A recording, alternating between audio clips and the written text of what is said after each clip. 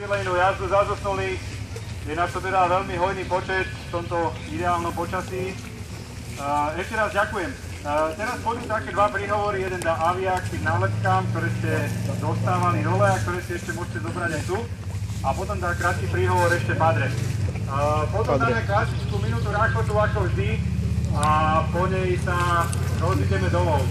Chcem vás poprosiť, aby ste si dávali pozor na ceste domov, aby ste sa bezpečne vrátili k svojim rodinám a aby ste sa tu potom nechceli zase opäť vyšli. Tak ja už odovzdávam slovo Aviovi.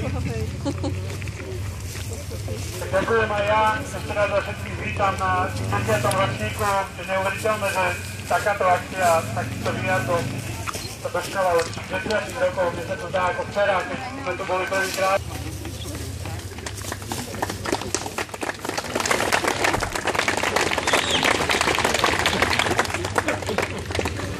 Drahá naša motorkárska rodina, prestali byť prsia. Stúpačka s výkupom akoby do asfaltu na ceste vynila posledné s Bohom, vašim najdrahším.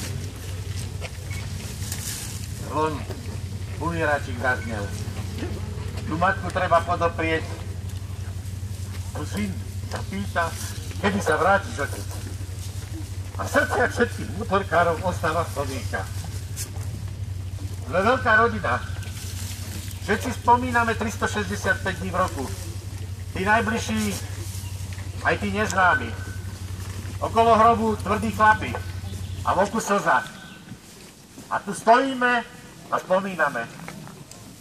Ubehlo 10 rokov, ako sa začali schádzať motorkári tu na Štúrci a spomínať na tých, ktorí museli odísť tam do raja a jazdia si teraz po cestách, ktorá je každá označená tým našim vysnívaným 66.